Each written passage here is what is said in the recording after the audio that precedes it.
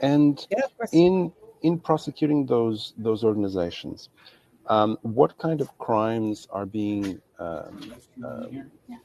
addressed or identified by the administration? Are these, strictly speaking, immigration-related crimes, or do they also go into, say, terrorism or human smuggling? I mean, can one prosecute these organizations for more serious violations?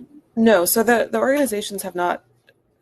It's kind of I wouldn't really say that they've engaged in illegal activity when they're not like supporting terrorism like overtly, if that makes sense. Like they're not directly giving money to No, terrorist it would be organizations, indirectly, but they're acting exactly. They're acting as the final link in that chain of other illicit activity. So what they're really kind of getting at here is these NGOs that are doing something like even just the act like the act of giving illegal aliens debit cards when they come into the U.S. and a map of how to get, or a bus ticket of how to get into the city. That makes American taxpayers complicit in this this sort of chain of um, this vast transnational human smuggling operation. Exactly. So that's the illegal part, and the NGOs are just kind of making this happen with the money.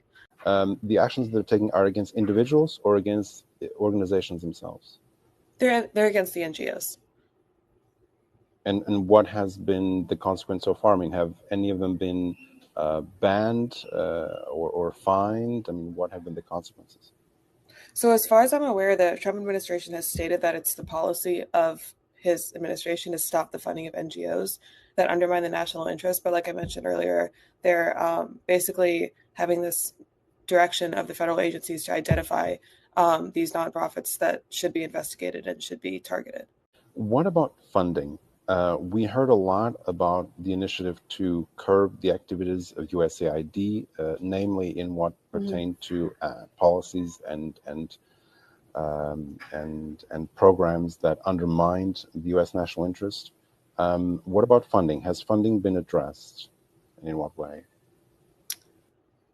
Do you mean funding of the NGOs or more Well, broadly? I would assume, like you said in the beginning, so that the U.S. taxpayer somehow unwittingly gets its money flowing into these organizations. Have those flows of public funding been addressed? Can one say that the administration is now not funding these NGOs in any way whatsoever? So the actions that the Trump administration took against, or not against, but on USAID were basically to ensure that it's the whole America First mentality that we have to make sure that American taxpayer dollars are going towards what the American people actually want. And what he directed the government to do was to find out to kind of take a step back and find out what exactly their money was going to, and to really evaluate whether that was in the U.S. national interest.